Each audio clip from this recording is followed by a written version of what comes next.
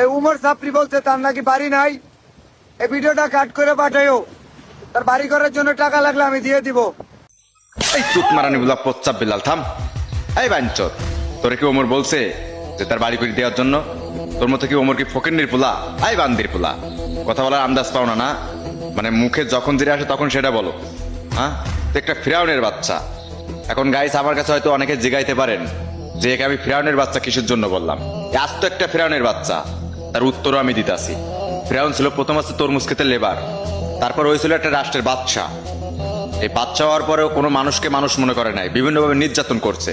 ঠিক তেমনি এই যে প্রস্তাব বিল্লাল, এই যে বান্দির পোলা, মানে অল্পতে কিছু পাইয়ে গেছে। আগে ছিল হচ্ছে ফকিন্নির পোলা, আর এখন এই যে অল্পতে কিছু পাইয়ে গেছে, এখন সে কোনো মানুষকে দাম দিচ্ছে না। এই ফকিন্নির পোলা, তোর মতো কি ওমর কি ভিক্ষা করে? এই ফকিন্নির বাচ্চা, ফকিন্নি। হ্যাঁ, চলেন এর আরো একটা ভিডিও দেখে আসি।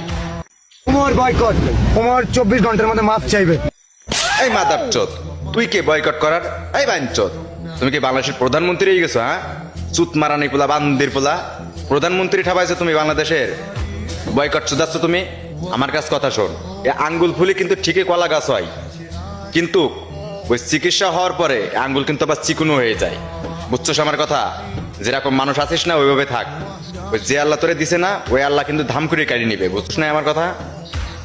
মানুষকে এখনো মানুষ বলে গণ্য কর, বুঝছস?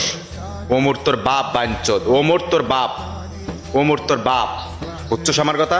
আর তুই ওমরকে কি বললে? ছাপরি। এ মাদারচোদ, ছাপরি তো তুই, তুই তো হচ্ছে ছাপরি মাদারচোদ। তাহলে হিজরার বাচ্চা, বিটিএস বান্দির পোলা। এখনো টাইম আছে ভালো হ, ওমরের পিছনে লাগতে আসিস না। কারণ ওমর এমন একটি মাল, ও কিন্তু ধরতে ধরতে ধরে না, আবার ধরলে কিন্তু ছাড়ে না। বুঝছ নাই? Mind it.